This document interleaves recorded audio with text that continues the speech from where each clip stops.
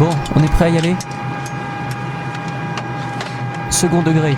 Check and on. Esprit critique. Check normal. Système son. Check set. Paupières. Closed. J'aime. Check set. Partage. Check set. Commentaire. Checked and on. Abonnement. Check set. Cloche. Running. Ok, on est prêt. Décollage. Affirmative.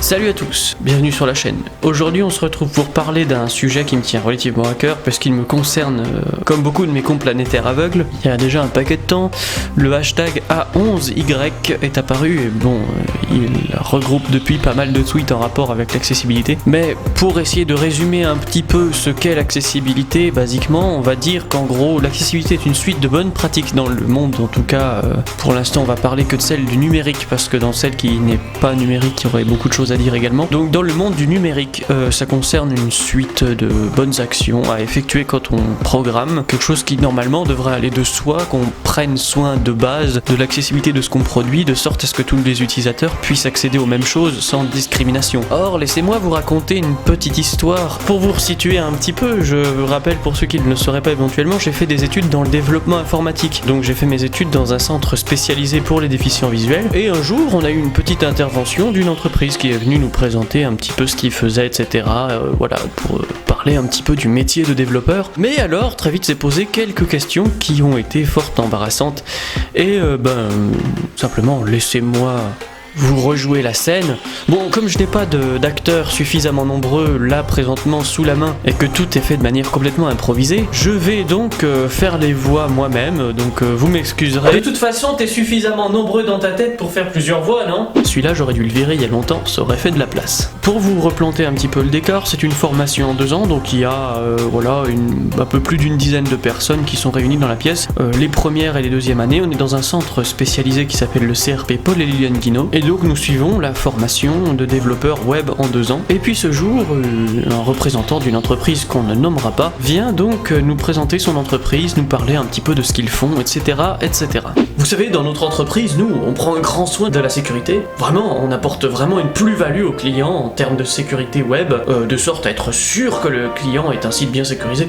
Ça même pas forcément, voilà, ça fait partie des cahiers des charges naturellement. J'ai envie de dire, aujourd'hui, voilà, qui ne ferait pas de sécurité? On apporte aussi vraiment une plus-value à notre client en termes de qualité, etc. On se place vraiment sur un marché, blablabla. Bref, au bout de plusieurs dizaines de minutes d'écoute d'un flow marketeux bien rodé, je finis par me dire tiens, on entend beaucoup parler de sécurité.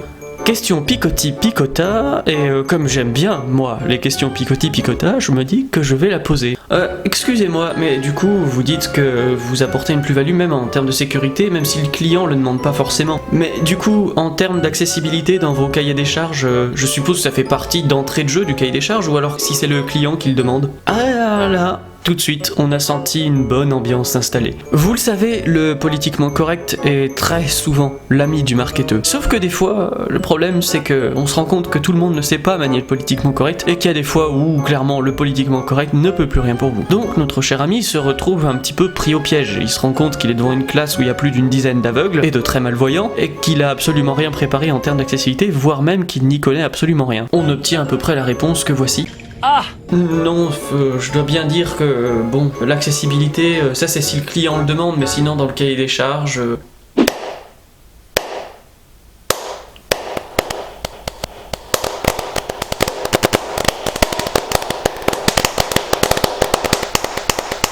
Je vous traduis ça en termes courants, mesdames et messieurs. Ceci signifie donc que le fait que vous, mâles, non-voyants, handicapés divers, puissiez accéder au site créé par cette gentille boîte ne fait pas partie des priorités. La sécurité, oui, parce que sur le plan marketing, c'est connu. Aujourd'hui, de toute façon, il serait inenvisageable dans le milieu du développement de mettre en ligne un site pour quelqu'un, d'autant plus si c'est une grosse entreprise, qui soit non sécurisé. Ça serait du suicide et ça serait très mauvais pour les affaires. Aujourd'hui, la sécurité est entrée dans les mœurs, un petit peu comme le fait de se prémunir contre les injection SQL par exemple, qui est entré dans les bases, on va dire, et qu'il faut maintenant, on le fait systématiquement, et c'est plus un automatisme qu'une demande vraiment formulée dans le cahier des charges. Sauf que, on se trouve donc confronté à un gros problème en termes d'accessibilité, c'est que c'est au client de demander l'accessibilité de son site web. Sauf que, bon, le client déjà, la plupart du temps, il n'y connaît pas grand-chose en termes de web, sinon il le ferait lui-même, ou en tout cas, il n'a pas vocation à connaître le développement web aussi bien qu'un développeur. Et déjà, dans le monde des développeurs, laissez-moi vous dire que très peu sont au courant des normes, des bonnes pratiques et de tout ce qu'il faut faire pour faire de l'accessibilité. Alors je vous laisse imaginer à quel point est au courant quelqu'un qui connaît encore moins en termes de développement et dont c'est pas la branche, et dont c'est pas la vocation initiale. Oui, évidemment, vous me voyez venir. Du coup, le client ne sait pas ce qu'est l'accessibilité dans les 3/4 du temps et ne peut donc pas la demander. Les spécialistes du développement web ne sont pas concrètement au courant de l'accessibilité et très souvent ne comprennent pas tout à fait ce qu'est l'accessibilité. La plupart ne savent même pas comment une personne handicapée navigue avec ces outils d'accessibilité, mais ces gens nous disent dans le plus grand des calmes qu'ils attendent de leurs clients, qui ne sont pas censés être plus spécialistes qu'eux du coup, qu'ils leur demandent des trucs que eux-mêmes ne savent pas. Et aujourd'hui, ça ne choque personne que l'accessibilité soit pas une priorité, que ce soit quelque chose comme ça en plus qu'on ajouterait éventuellement dans le cahier des charges. Or, pour rappel, l'accessibilité, ça détermine si la visite sur votre site web d'une personne en situation de handicap sera difficile ou pas. C'est pas tout à fait optionnel, ça veut dire que si vous ne mettez pas d'accessibilité sur votre site web, vous ne donnez déjà d'emblée pas les mêmes chances aux personnes de naviguer sur votre site. Et croyez-moi, il faut l'avoir connu pour savoir de quoi je parle, mais la frustration d'être soi-même un développeur et de se retrouver bloqué par un bouton qui n'est pas cliquable. Le sentiment, vous allez manger.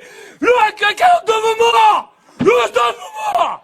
De toute façon, on est en 2012, bientôt c'est la fin du monde. Vous allez payer, vous inquiétez pas. Et vous allez me dire, oui, mais c'est que la navigation internet. Sachant qu'aujourd'hui, plus de 60% du web n'est pas accessible aux personnes aveugles, par exemple, je pense qu'on peut raisonnablement en tirer des conclusions sur notre société qui fait qu'aujourd'hui, tout simplement, ce n'est pas une priorité, c'est pas quelque chose qui soit, voilà, de toute façon, très important. C'est un plus, c'est bien, si le site web est accessible, c'est un bon plus, ça fait une belle image, mais par contre, c'est pas vraiment très intéressant. Pour faire une petite parenthèse sur les écoles de formation pour les développeurs web, j'ai fait moi-même un stage où j'ai fait une sorte de conférence à Saint-Plon, mais autant vous dire que ce genre d'initiatives sont très rares et que dans le monde du développement, on montre très rarement aux développeurs l'impact de la négligence de l'accessibilité. Très souvent, on n'en parle même pas en formation. Avec tous les développeurs avec qui j'ai parlé, quasi la totalité n'a jamais entendu parler d'accessibilité, ou alors c'était abordé en mode les jeunes, aujourd'hui on va parler d'un truc là, ouais, vous avez l'accessibilité, apparemment, c'est une norme W3C, moi j'y comprends rien, alors j'ai envie de dire, voilà, il paraît que, voilà, ça ferait pour les aveugles, mais bon, après moi, là, comme j'y comprends rien, après, vous voyez, il faut juste faire un peu, voilà, avec le JS, mais de toute façon c'est rasoir, il y en a déjà la moitié d'entre vous qui sont en train de dormir, et si on allait faire des petites animations en JS à la place. Et oui, je caricature, mais très souvent c'est à peu près ça. On aborde l'accessibilité comme des normes chiantes à appliquer en plus, qui sont un boulot supplémentaire, à qui forcément ça donnerait envie de le faire. Sauf que ce qu'on dit moins souvent, c'est que derrière ces normes et ces réglementations, il y a des gens qui sont concrètement emmerdés jour après jour parce qu'ils se sont tapés toutes les étapes de votre formulaire, mais qui à la fin se retrouvent bloqués bloqué parce qu'il y a un captcha sans alternative, ou même le bouton submit qui n'est pas cliquable. Et pour vous dire à quel point c'est répandu, je me suis déjà retrouvé sur le site d'une entreprise qui vendait une plage braille que je voulais acheter. J'avais besoin d'un devis, donc de les contacter. Il y avait un formulaire pour les contacter, donc je me farcis tout le formulaire à remplir avec les cases à cocher, les champs où il faut écrire son nom, son prénom, son adresse mail, son machin, bref. Et à la fin, sur un site pour les aveugles, il y avait un captcha sans alternative audio. Pour rappel, le captcha c'est quoi? Ah, bah, c'est tout simplement une hallucination collective. C'est un système qui est censé prouver qu'on n'est pas un robot. Sauf que ce qui est utilisé, c'est une image avec des chiffres déformés à l'intérieur et des symboles, et puis il faut les recopier dans un champ. Sauf que, vous vous en doutez bien, une synthèse vocale, ça ne peut pas lire les images. Du coup, je me suis retrouvé avec cette image, avec ma synthèse vocale, qui disait juste image et le bouton que je ne pouvais pas cliquer pour envoyer le formulaire sur un site pour aveugles. Ça fait vraiment plaisir. De la même manière, j'avais voulu une fois envoyer un courrier au président de la République, rapport au centre spécialisé pour les déficients visuels. Et là encore, je vais faire appel à mes multiples personnalités pour vous remimer la scène parce que croyez-moi, c'était à tomber par terre.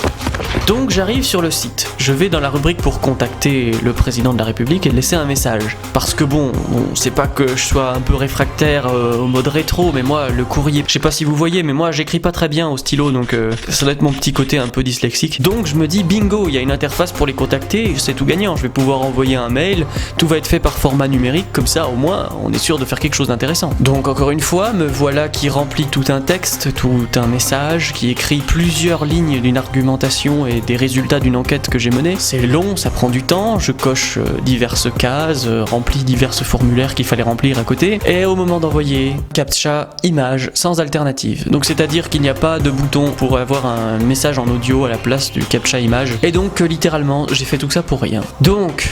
bon, je me dis c'est pas grave, je fais une pause, puis j'appellerai directement au standard pour essayer d'entrer en contact avec quelqu'un qui peut-être éventuellement pourra transmettre ce que j'ai à dire. Ça me semble suffisamment important. Donc je vous passe la scène de la musique d'attente et me voilà donc au téléphone avec soi-disant un conseiller de Monsieur Macron. Et là, le festival du rire commence. Cabinet de Emmanuel Macron, bonjour, comment puis-je vous aider ? Oui, bonjour monsieur, je vous contacte parce que je viens d'aller sur votre site web. D'abord, je dois vous préciser que je suis non-voyant et j'ai essayé de vous contacter par la rubrique contact. Oui, tout à fait, il y a un formulaire pour nous contacter.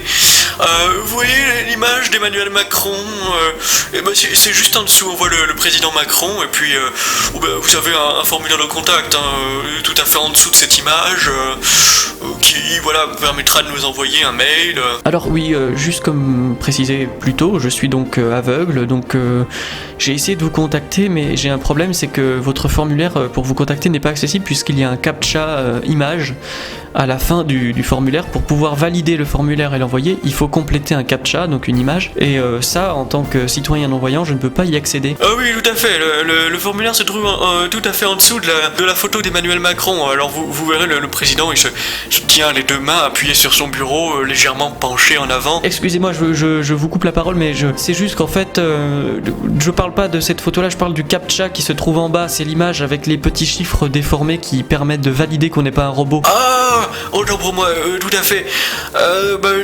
Vous devez le remplir pour pouvoir nous envoyer votre mail éventuellement. Oui, sauf que voilà, comprenez bien que moi qui suis non-voyant et avec un ordinateur qui ne possède pas d'écran, je serais bien en peine de pouvoir remplir quelque chose dans une image, vu qu'il n'y a pas d'alternative. Ah toujours vous pouvez nous envoyer un courrier par la poste, cette option reste disponible.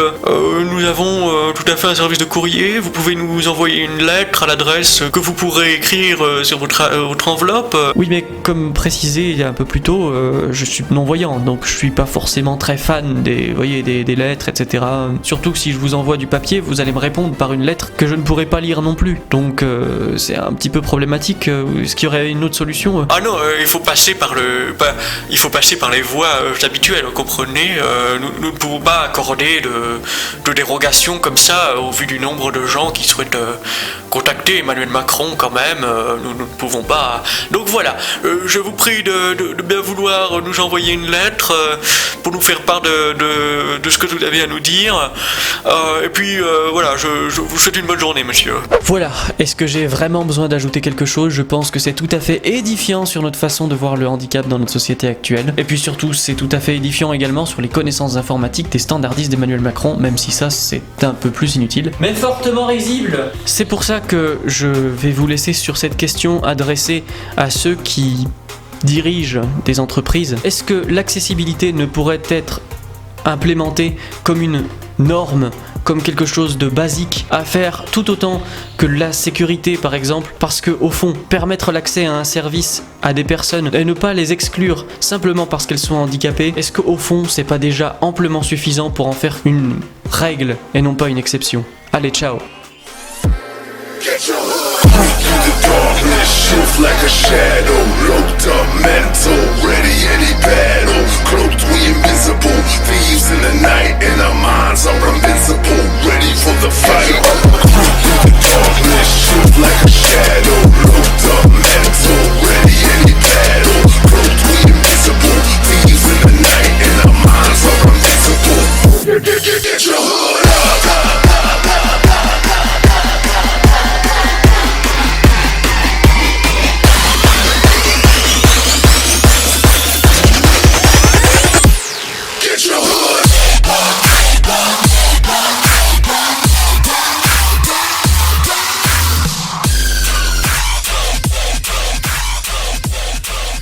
Salut, je suis juste le lecteur d'écran de Blind Vador. Si la vidéo t'a plu, laisse un j'aime. N'hésite pas à nous dire ce que tu en as pensé dans les commentaires. Et surtout explose le pouce rouge si t'as pas aimé ou que tu penses que Blind Vador est un troll. Ah putain. J'avais complètement oublié la nouvelle disposition des meubles.